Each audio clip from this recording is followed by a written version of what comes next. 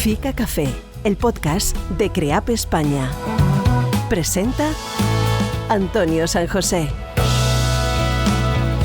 ¿Qué tal? ¿Cómo están todos? Bienvenidos a esta nueva edición de Fica Café. CREAP, nuestra empresa, acaba de publicar un nuevo informe trimestral de tendencias donde se recoge un análisis exhaustivo de la actualidad política, económica e internacional, y como es habitual, queremos analizar su contenido y aquello que está pasando con el director de CREAP Research, Daniel Fuentes. Daniel, bienvenido de nuevo a tu espacio. ¿Qué tal, Antonio? ¿Cómo estamos? Pues bien, preguntándote por cómo ha comenzado la andadura de este nuevo gobierno. Parece que ha pasado muchísimo tiempo y realmente no tanto. Es que la actividad política realmente va a una gran velocidad, ¿no? Una pequeña crisis, digamos, derivada de la marcha de Nadia Calviño, vicepresidenta primera y ministra de Economía, al Banco Europeo de Inversiones, y un inicio de legislatura un tanto convulso, ¿no? ¿Cómo ha arrancado, a tu juicio, este nuevo gobierno de Pedro Sánchez? Sí, vamos a separar los dos temas que acabas de evocar. El primero, el relevo al frente del Ministerio de Economía, que yo creo que era efectivamente no el gran tema pendiente del nuevo gobierno. Todos entendíamos que el nombramiento de Calviño al inicio de esta legislatura era temporal, ¿no? Era temporal, esto era anunciado, ¿no? Bueno, ha habido quinielas, ha habido nombres que han sonado para esas responsabilidades y al final se ha delegado esa confianza en alguien que ya formaba parte del equipo de Calviño, el secretario general del Tesoro, que es verdad que no es una personalidad política reconocida desde este punto de vista, no es mediática. Es más técnico en principio. No está en el radar de la opinión pública, pero bueno, los economistas que le conocemos, que nos movemos en ese ambiente, lo conocemos desde hace muchos años. El actual ministro de Economía fue director general de análisis macro antes de ser secretario general del Tesoro, es decir, la persona que se encarga de hacer las previsiones y análisis de coyuntura en el Ministerio, y previamente desempeñó responsabilidades similares en AIREF, es decir, que tiene una larga trayectoria y es reconocido en los círculos de economistas como uno de los grandes conocedores de la economía española. Y fíjate, además de esto, que yo creo que es una descripción objetiva de Carlos Cuerpo, exactamente. Carlos Cuerpo, nuevo ministro de Economía, Comercio y Empresa, que es como se llama ahora la cartera. Exactamente, recupera las competencias de comercio que estaban en el Ministerio de Industria y ahora vuelven a su casa madre, por decirlo así, que es el Ministerio de Economía. Un rasgo más sobre el nuevo ministro de Economía, en fin, tendremos tiempo de conocerlo en los próximos meses. No solo es un buen economista, yo creo que vamos a ver que es una persona que entiende muy bien las relaciones y los equilibrios de poder y que tiene, yo lo conozco de cerca, yo creo que comunica particularmente bien, ¿no? Entonces, en fin, creo que tiene potencial para crecer, aunque nos parezca en principio pues un perfil menos poderoso del que... Sí, menos político quizá, menos ¿no? político. Bueno, pensemos en Calviño. Sí. Ahora pensamos que tiene perfil político. Sí, en su momento era muy técnica, luego derivó también hacia un protagonismo político. Exactamente, o sea que todos los muy altos funcionarios tienen la posibilidad de evolucionar en el cargo, de crecer, y yo creo que será el caso de este ministro de Economía. Carlos Cuerpo conoce muy bien, sobre todo, las instituciones europeas, ¿no? Porque ha sido el acompañante de Nadia Calviño durante este tiempo a todas las reuniones del ECOFIN. Sí, y antes de este ciclo político él ya tenía una experiencia previa en la Comisión Europea, o sea que sí, conoce perfectamente y de muy primera mano, pues ha sido protagonista también en la aportación española a la reforma de las normas fiscales europeas y, por supuesto, a las negociaciones que van de la mano de los hitos que debe cumplir España para avanzar en la distribución de los fondos europeos. O sea que sí. Podríamos decir, Daniel, si tendríamos que poner un calificativo, un término periodístico a este nombramiento de Carlos Cuerpo, ¿podríamos hablar de continuidad? Sí, desde el momento en el que formaba ya parte del equipo anterior, yo creo que sí, yo creo que cabe hablar de continuidad. También es verdad que es una personalidad muy distinta, esto lo iremos viendo en los próximos meses. En fin, cada uno tiene sus virtudes y sus limitaciones. Yo creo que Carlos tiene perfil propio y lo marcará, creo que lo va a marcar. ¿Qué supone para España tener a Nadia Calviño al frente del BEI, Banco Europeo de Inversiones? Bueno, no es el Banco Central Europeo, no es la presidencia de la Comisión Europea, que claramente pues juega en otra liga, pero al margen de estas dos grandes instituciones, pues es una de las grandes instituciones, de una institución que está llamada a crecer y a tener más espacio del que ya ha tenido. Es el gran banco público, si queremos así, es la gran herramienta de financiación de la inversión pública en el conjunto de Europa, en un momento en el que por una parte tenemos derivado de la invasión rusa de Ucrania y de una respuesta que la Unión Europea nunca ha terminado de dar, de cerrar de manera conveniente, es queremos ser un actor propio en la geopolítica internacional y por lo tanto queremos tener una política de seguridad y de defensa exterior común, sí o no. Bueno, ahí parece que ha habido por lo menos anuncios y compromisos políticos de grandes líderes europeos de que queremos definitivamente avanzar por esa línea con compromisos que se han anunciado en materia presupuestaria, ¿no? Objetivos claros de llegar al 2% de gasto en defensa en PIB. Bueno, eso es un ejemplo de que el BEI pues, ahí tiene un campo en el que jugar. Otro clarísimamente, probablemente incluso más relevante del que acabo de citar, es la transición ecológica y el cambio climático. Probablemente las herramientas que tiene cada uno de los países de la Unión Europea de manera aislada pues no sean suficientes. Hace falta coordinar y crear y financiar bienes públicos europeos en materia energética, en materia de transporte, en materia de transición digital también, ¿no? Economía digital y ampliación, una nueva ampliación de Europa al este. Todo esto va a requerir de inversión pública a escala europea. Por lo tanto, ya es una institución importante, pero está llamada a serlo todavía más importante. Bueno, ¿cómo se presenta a juicio de los economistas el año 2024? Si te parece, Antonio, es que me quedaba colgando una variante de la pregunta con la que iniciamos la conversación, que hablamos al inicio de la legislatura, ¿no? Entonces, antes de entrar en la economía pura y dura, hemos visto ya una primera sesión de validación de reales decretos que venían colgando del año pasado, que fue claramente tensa, en la que se escenificaron una serie de divisiones y que anticipan una muy compleja vida parlamentaria en los próximos meses. Sí, yo haría dos reflexiones, ¿no? La primera es, a la vista de eso, ¿qué es lo que cohesiona a esta mayoría parlamentaria y qué es lo que divide a esta mayoría parlamentaria? Yo creo que ahí está un poco la brújula que nos puede indicar el rumbo a seguir de la vida parlamentaria y del legislativo en los próximos meses. Yo creo que hay dos elementos de cohesión de la mayoría parlamentaria. Solo dos, uno de ellos muy poderoso, pero solo dos. Una mayoría parlamentaria que, aunque quisiéramos que fuera de otra manera, la realidad es que no comparten el mismo proyecto político.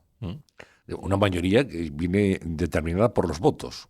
Bueno, la mayoría son esto, la mayoría son los votos, ¿no? Entonces, el primer elemento de cohesión de la mayoría parlamentaria es cerrar el paso a Vox a responsabilidades de gobierno. Esto fue el mensaje claro del 23 de julio, de las últimas elecciones generales, y en eso sí que hay un compromiso fuerte por parte de la mayoría parlamentaria que apoya al gobierno. Y el segundo elemento de cohesión, que se ha debilitado claramente, es la ley de amnistía. Eso sí que forma parte también de un pegamento. Hay una mayoría parlamentaria que estima que sacar adelante esa ley de amnistía es bueno para el país. El problema es que ahí hemos visto también algunas fisuras, en el sentido de que no da la sensación de que sea un verdadero proyecto común, sino una necesidad.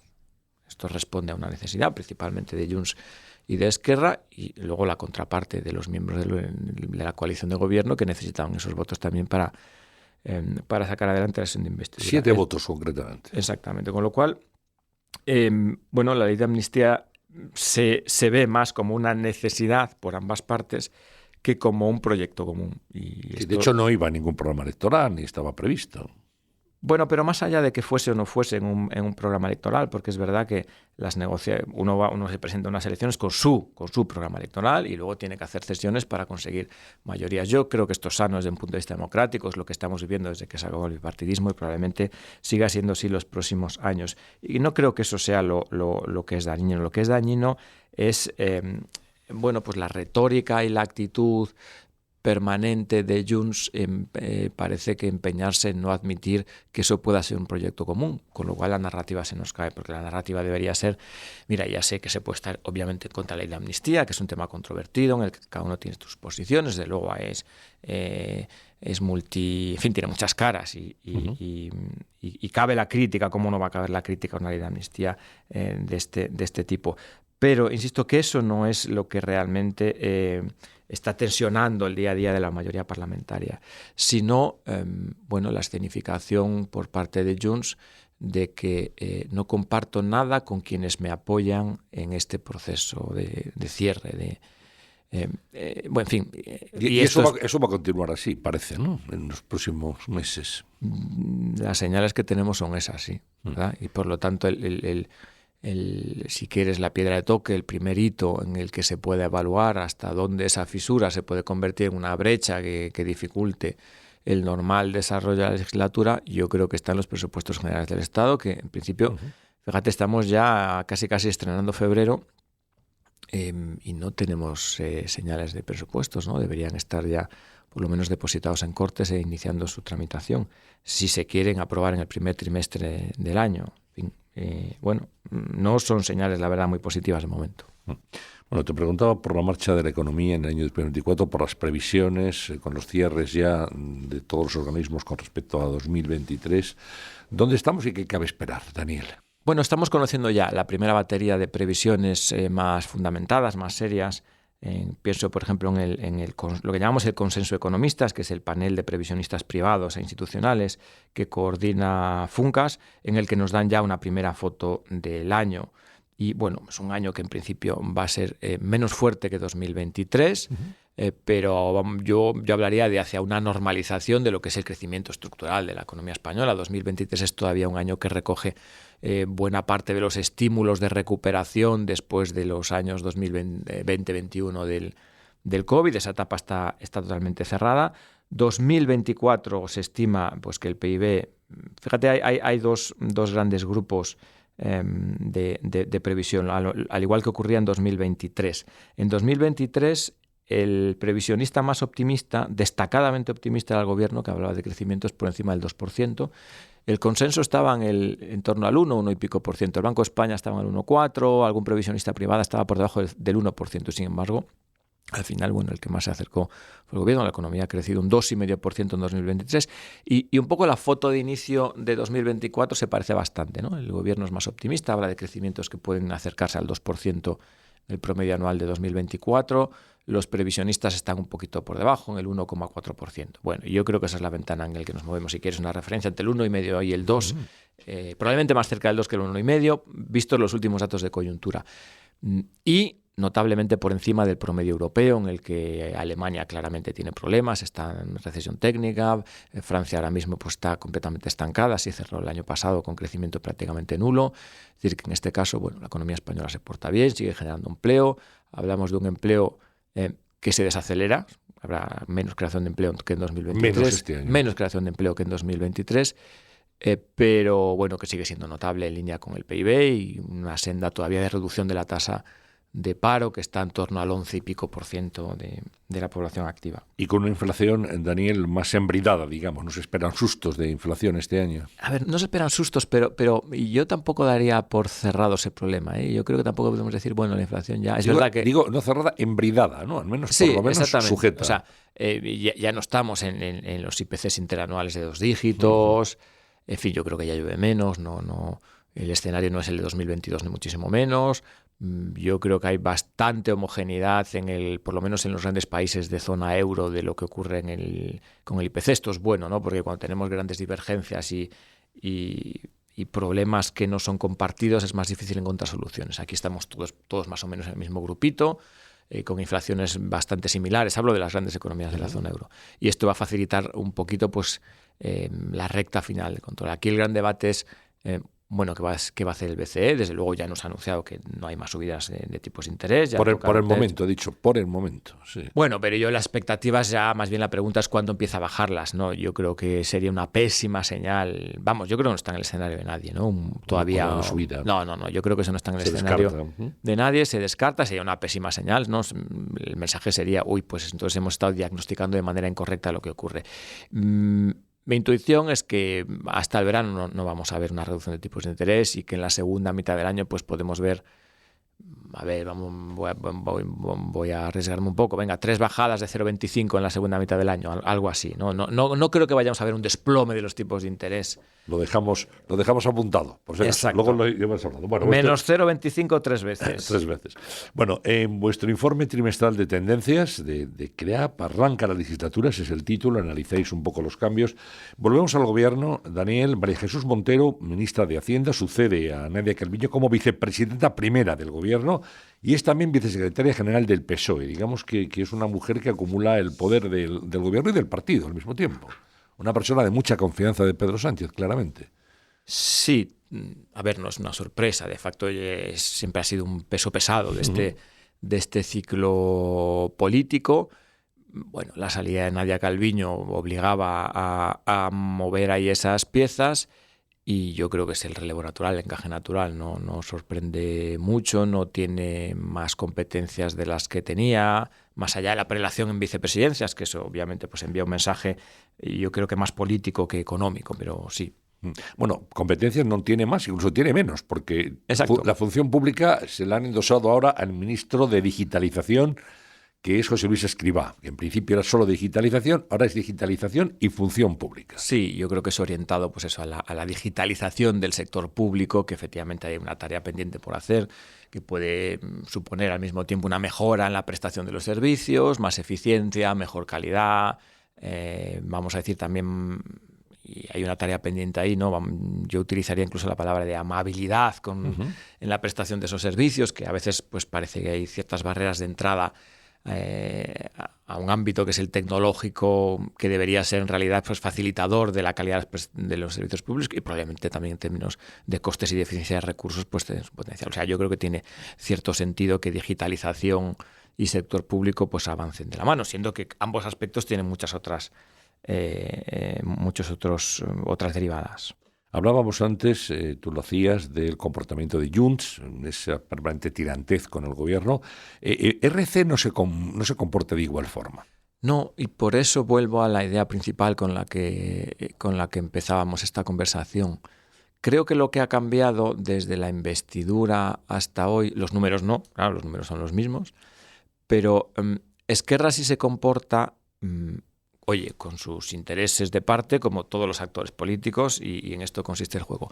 Pero Esquerra sí se comporta, sí se muestra como parte de un proyecto político que pretende hacer avanzar una serie de políticas y tal. Tiene sus intereses y en la ley de amnistía son clarísimos. Pero hay una lealtad hacia esa mayoría parlamentaria y hacia esa votación de investidura, ¿no? Sí me siento parte de una mayoría parlamentaria que quiere avanzar en una dirección concreta y ya discutiré aquellos puntos que no me convengan y seré propositivo en lo que considere. Pero es que Junts no está en esa dinámica. Junts está en he tenido que aceptar esta mayoría parlamentaria porque es la única manera de avanzar en mi interés particular, que es la amnistía, y no quiero saber de otra cosa más que esto. Entonces, bueno, es un socio muy incómodo. La verdad es que es un socio incómodo para la mayoría parlamentaria. Otro hito en este tiempo de comienzo de gobierno ha sido el pacto del PSOE con EH Bildu para la alcaldía de Pamplona, que ha levantado muchos resquemores, también en el interior del propio PSOE.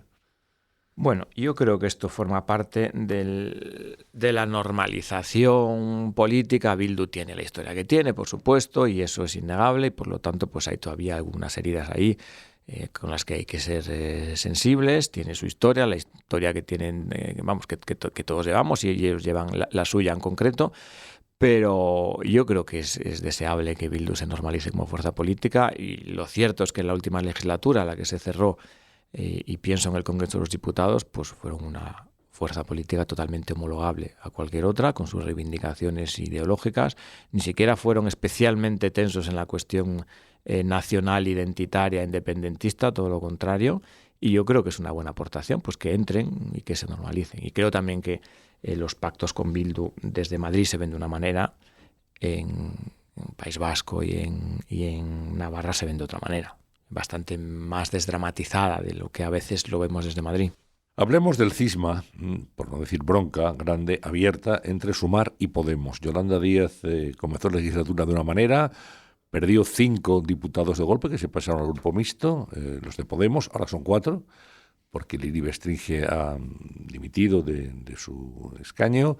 En fin, ¿qué es lo que está pasando a la izquierda del PSOE? Bueno, lo que viene pasando mucho tiempo, ahora se materializa, pero incluso en el nacimiento de Sumar ya fuimos todos testigos de las enormes tensiones que hubo en la manera de integrar o no integrar a Podemos en esa coalición. Y ninguno en el gobierno. Y ninguno en el gobierno, que esa fue la segunda parte, a pesar de que hubo propuestas de última hora, en fin, etcétera. Yo creo que es una ruptura irreconciliable, que tiene mucho más de personalidades y de búsqueda de nichos y de espacios políticos autónomos propios que de diferencias verdaderamente ideológicas, por mucho que últimamente dé la sensación de que Podemos quiere escenificar una mayor dureza en su discurso. Bueno, la realidad es que han sido socios de gobierno con quienes están gobernando ahora, apoyando y liderando e incluso sacando pecho de muchas de las mismas políticas que ahora se aprueban. Por lo tanto, yo creo que no es muy creíble la tesis de que hay una distancia ideológica entre Podemos y Sumar. No, es una distancia de lucha por el poder y de personalidades y de falta de afinidad y yo me atrevería a decir incluso de cierta falta de madurez personal y política a la hora de abordar problemas. Vamos, no sé cuál será el futuro de esta escisión, que como tú bien decías empezó siendo de 5 horas de 4 diputados. Bueno, el examen de evaluación final está puesto en las elecciones europeas y si ahí Podemos consigue arañar un escaño, pues bueno, es un balón de oxígeno y tendrán espacio pero si no consiguen entrar en el Parlamento Europeo, pues yo creo que es una marca política, pues recuerda mucho la desaparición de Ciudadanos con otras... Claro, es que eso te iba a decir, es que fíjate, Podemos llegó a tener una representación muy significativa en el Congreso. 69 diputados. Casi 70 diputados. Sí. Ahora caben literalmente, el grupo parlamentario cabe literalmente en un taxi. Son 4, que cabrían en un taxi. Bueno, Ciudadanos, como tú señalas, desapareció. Vox está teniendo problemas muy graves y bueno, lo que ha ocurrido en Baleares realmente pues les ha dejado fuera del Parlamento de las Islas y ha perdido la influencia política que tenía, con lo cual el PP ahora tiene mucha más libertad para gobernar. Es decir, parece que los partidos que han surgido últimamente se están sometiendo a una crisis y a unas purgas que les están dejando cada vez más irrelevantes. En las últimas elecciones generales, Partido Popular y Partido Socialista sumaron, creo que, me hablo de memoria, pero creo que el 64% de los votos, cerca de 2/3 de los votos. Yo creo que es un retorno sustantivo. O sea, es el poder del bipartidismo, que algunos dan por amortizado. Bueno, pero ahí está. Son los dos grandes partidos que continúan teniendo un peso muy importante. Bueno, pues casi 2/3. Claro, casi 2/3. Tampoco vamos a abusar a lo mejor un análisis demasiado simplista, porque la historia de Vox es una, la de Ciudadanos es otra, la de Podemos es otra y no, cada uno tiene su singularidad. Pero yo veo un hilo conductor que es ser útil o no ser útil a tu electorado. Y cuando dejas de ser útil a tu electorado te castiga. Y yo creo que es una de las claves que explican la desaparición de Ciudadanos. Y no pienso, fíjate, tanto en el declive posterior a Rivera o la transición con Arrimadas, que obviamente Arrimadas ya recibió un proyecto muy, muy tocado, sino en el poco partido y la poca utilidad práctica que Ciudadanos le arañó a los 10 diputados con los que inició la legislatura pasada. Y me temo que Podemos estar siguiendo el mismo camino, porque si con sus 4 diputados se instala en el no, el mensaje que él va a enviar a sus electores es votar a Podemos no me da nada. Votar a Podemos no me da nada. Porque tú puedes confrontar con tu mayoría ideológicamente afín, pero de la que no formas parte de gobierno, para venderle algo a los tuyos. Eso sí tiene cierta racionalidad. Oye, gracias a que voté que no, luego renegociamos y se incluyó aquello que antes no estaba. Entonces, eso lleva el sello de Podemos, queridos electores. Bueno, eso es un logro. Un logro a exhibir. Sí, bueno, para tu nicho de mercado. Pero si el mensaje es, fíjate qué malotes somos, que podemos echar abajo el gobierno, bueno, pues vale, pero ¿y a mí? ¿Y a mí qué me das con tu política? ¿Esto me aporta algo? ¿Me ayuda en algo?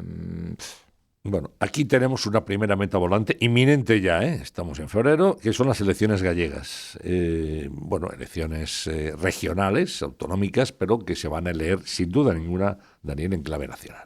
Sí, es la primera cita del año, luego vendrán las catalanas. Las vascas. Sí, luego las catalanas. Exacto. Las vascas, las europeas, o sea, las vascas probablemente no hay fecha convocatoria, teóricamente tienen que ser antes en julio, pero creo que va a ser antes de las de las europeas. Y luego nos quedan las catalanas, que tienen que ser como muy tarde en febrero del 25, es decir, queda un añito, si es que nos adelanta. Sí, con lo cual podemos tener varias citas este año 24. Exactamente. Varias citas electorales. Pero centrándonos en la próxima, del 18 de febrero, en Galicia, es un electorado complicado, la verdad. Yo creo que es complicado de analizar. Se vota muy distinto en las generales que en las autonómicas. De hecho, fíjate qué dato. En el 23 de julio, Las últimas 23J. 23J, las últimas elecciones generales. Por un momento estaba dudando si era 23 o 28. La suma de votos de Partido Popular y Vox en Galicia, en las últimas generales, fue 4 puntos inferior a la suma de PSOE, BNG y Sumar. En generales. En generales. Nadie espera que eso pueda ocurrir en las autonómicas del 18 Otro de febrero. Comportamiento distinto. Es otro comportamiento distinto. Y yo te daría algunas claves. Bueno, creo, el escenario central, y yo creo que es... el Partido Popular está muy cerca de revalidar la mayoría absoluta. Es verdad que si la pierde será por poco, pero si la pierde por un diputado pierde el gobierno, esto es seguro. Entonces, bueno, yo creo que hay pelea, pero yo creo que Rueda aparece como el favorito para revalidar la mayoría absoluta. Para que eso no ocurriera tendría, primero, que el BNG estar tan fuerte como dicen las encuestas. Que le dan como segunda fuerza indiscutible. Sí, ya es segunda fuerza ahora en el Parlamento. Pero ya indiscutible. Exactamente, ¿no? O sea, el BNG tendría que estar fuerte.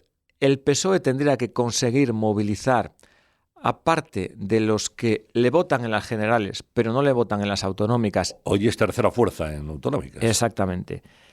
A una parte de los que le votan en las generales, pero no le votan en las autonómicas.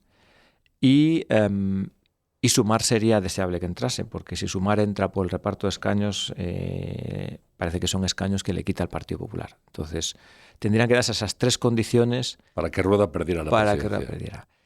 Y si me permites un último apunte de estos interrogantes, que yo no sé las casas encuestadoras, la verdad es que no me gustaría verse en su pellejo, es qué pueda pasar con Democracia Orensana. Democracia Orensana es el partido del alcalde de Orense, con un electorado absolutamente particular.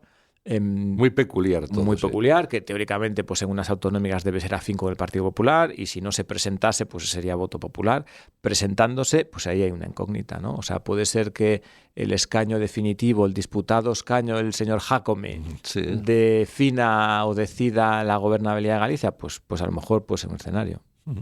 Bueno, veremos. En cualquier caso, queda ya muy poco tiempo para saberlo. Luego, como tú decías, las elecciones europeas, donde ahí también es una confrontación. Tiene menos interés para muchos ciudadanos, pero sin embargo también es un termómetro importante para medir la fuerza política de los partidos. Bueno, tiene menos interés, pero tanta o más influencia que cualquier otra elección. Es verdad que nos parece que están un poquito más alejadas, pero lo que ocurra en el próximo Parlamento Europeo va a ser determinante en algunas políticas. Pienso, por ejemplo, de transición energética, de lucha contra el cambio climático, que requieren además un consenso y una estabilidad a lo largo del tiempo. No son decisiones que puedas apoyar durante 1 o 2 años y luego revertir, y luego requieren constancia, porque estamos hablando de muy grandes inversiones y de una orientación estratégica de qué quieres hacer con tu política económica y desarrollo y bienestar. ¿Qué es lo que dicen los primeros sondeos? Pues que la suma de liberales, socialdemócratas, izquierdas y verdes pues pierde apoyos, y gana apoyos los conservadores y los más a la derecha los conservadores, hasta la extrema derecha alemana y la francesa. Y la francesa, pero la francesa ya es fuerte, o sea, no es sorprendente que entre. La novedad es que quien está llamando a la puerta ahora, además de lo que tenemos, es la extrema derecha alemana, ¿no? Entonces, esto es un deseo personal en mi caso, ¿no? Pero yo creo que sería muy conveniente que conservadores, liberales y socialdemócratas, las 3 grandes familias europeas, pues podrían llegar a acuerdos y avanzar para tratar de evitar a los que eventualmente se pueden añadir ecologistas, por supuesto, claro que no, claro que sí, pero si esas 3 grandes familias, conservadores, liberales y socialdemócratas, fueran capaces de caminar juntos de la mano, pues los grandes problemas de la Unión Europea podrían solventarse, ¿no? Otra cosa es que tengamos pues una división en 2 bloques, donde los liberales se decanten por el bando socialdemócrata verde y los conservadores por el bando más ultra, y tengamos pues una confrontación bipolar en la que sea difícil avanzar. Bueno, año de citas electorales, como tú señalabas, las gallegas, las europeas, las catalanas, posiblemente, si se adelantan este año 24, las vascas, que están antes, ya los comentaremos aquí en una próxima edición de Fika Café. Y luego vamos a hablar un poco de elecciones en Estados Unidos, en noviembre, elecciones donde todo se adula al sol entre Joe Biden y Donald Trump, y todo parece indicar que Donald Trump podría volver a la Casa Blanca, a pesar de todo. Bueno, de lo que no parece que haya dudas es de que va a ser el candidato republicano. Sí, eso está claro, ¿no? Teóricamente, pues todo el... Ron DeSantis ya se ha marchado, Nikki Haley pues está ahí, bueno, está intentando agarrándose a las últimas, claro. Pero bueno, ya ni siquiera hay tensión o mucha duda en el proceso de primarias, en los caucus del republicano, ¿no? Bueno, yo te diría puntos positivos y puntos en contra de cada una de ambas candidaturas. Pues yo creo que la economía, en principio, es un activo para Biden. La situación es buena, la tasa de paro está por los suelos, se genera empleo, la inflación por fin parece que está bajo control. Probablemente vayamos a ver una recta final de año con reducciones de tipos de interés, con lo cual eso pues también es muy goloso para la actividad económica, es decir, y eso es tremendamente influyente en las preferencias de los electores americanos. Por ahí va bien.